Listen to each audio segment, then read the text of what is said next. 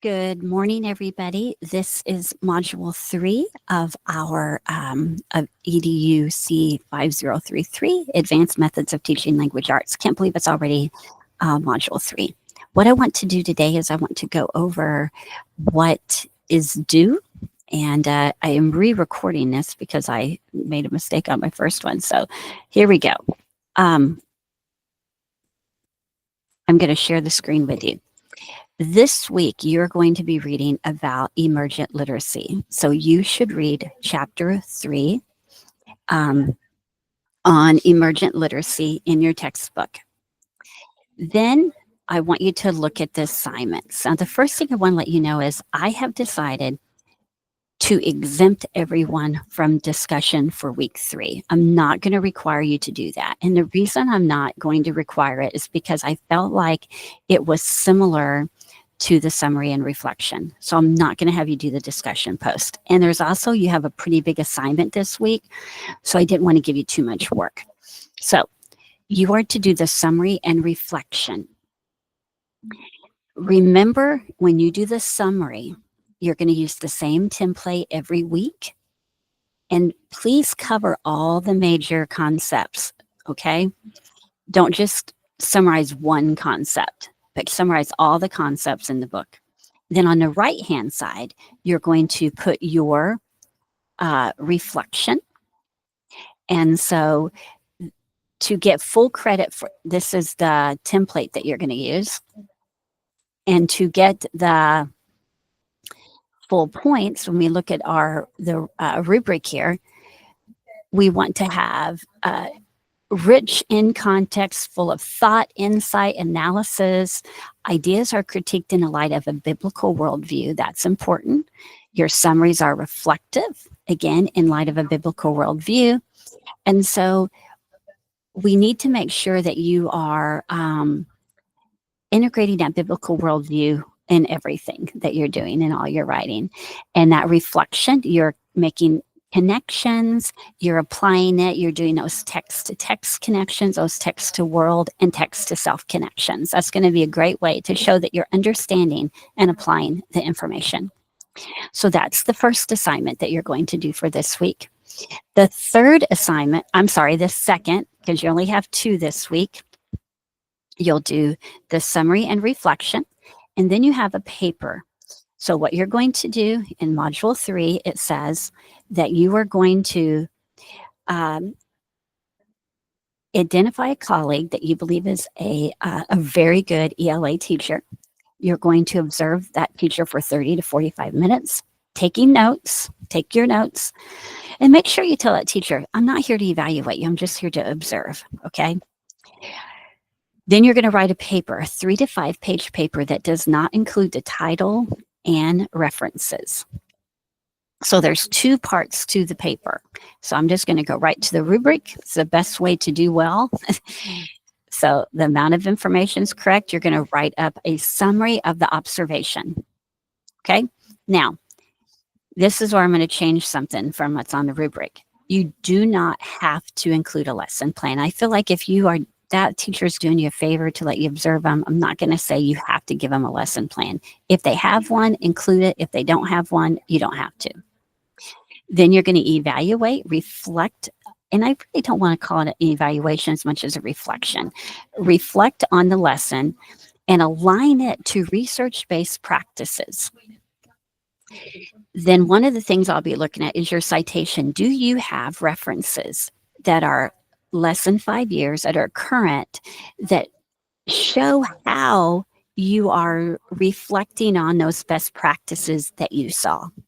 Okay, so 2 assignments, your chapter, summary, and reflection, and then you have your observation of a teacher with your summary of what you observed and your reflection. Now, remember I told you there are a couple of you that are in situations where you are not, where you can't observe a person. And so if that's the case, I did send you a videos that you can watch instead.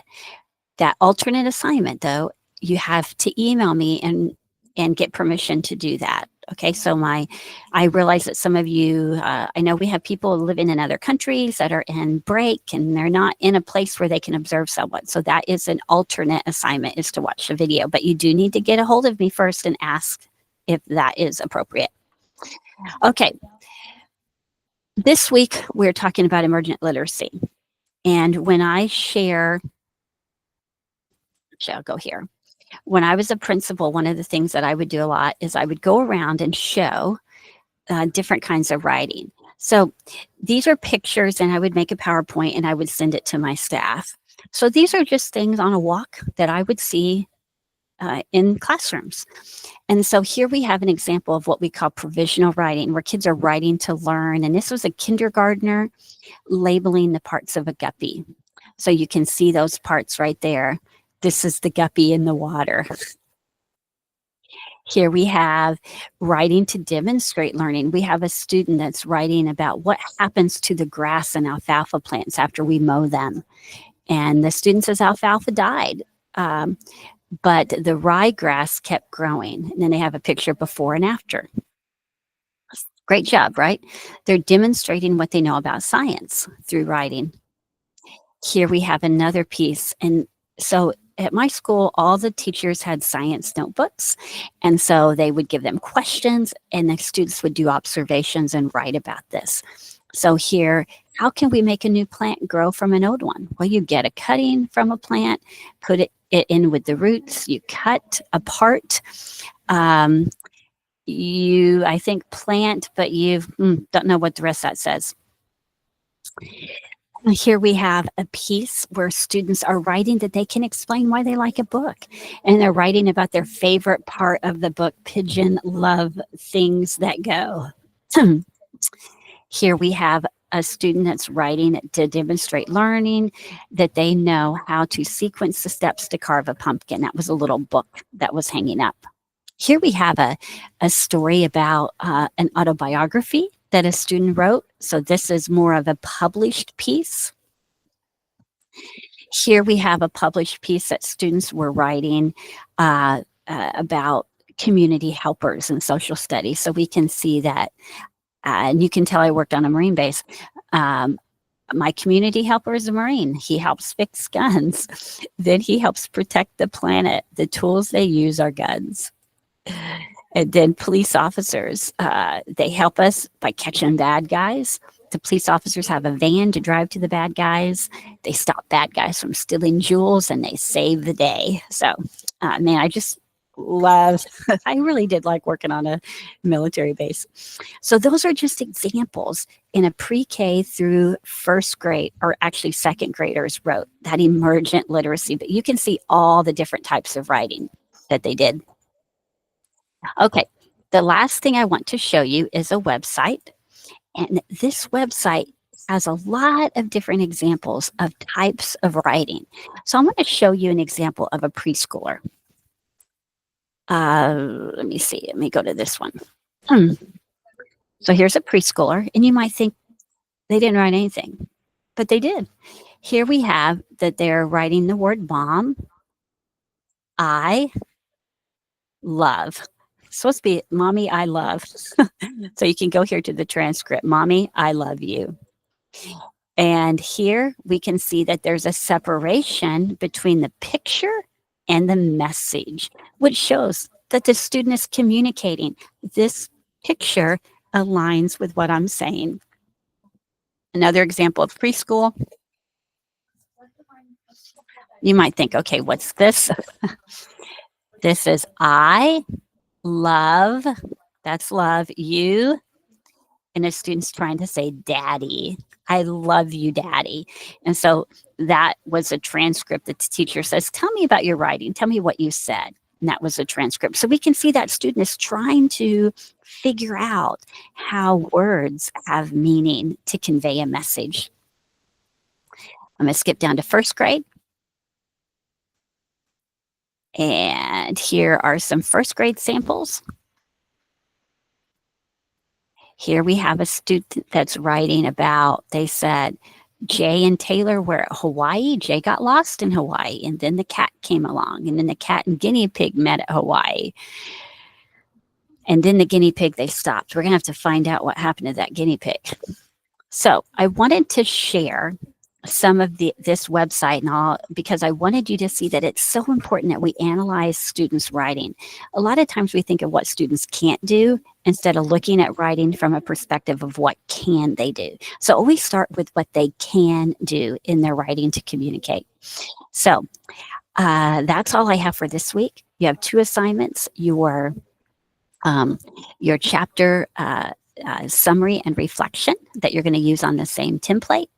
And then you're going to do your paper related to your observation of a teacher teaching English language arts. I'm exempting everybody from doing the discussion this week. So yay, one less assignment. When you do that paper for your observation, you're going to, I told you you did not have to include the lesson plan. If they have it, include it. But if they don't have it, it's okay. No points will be taken away. Make sure that when you do that reflection, that you are reflecting on best practices as aligned with research. So you do need to have a reference page with outside sources to support what the reflection aspect of it. And lastly, if you needed to, you're in a situation where you can't observe a person in an ELA teacher in person, you do have the video option, but you do need to get permission from me before you do that. That's all we have. I am trying to differentiate when I can. So that's all I have for this week. If you have any questions, please reach out to me, but I hope you enjoy this module as we look at emergent literacy. Thank you and have a good week.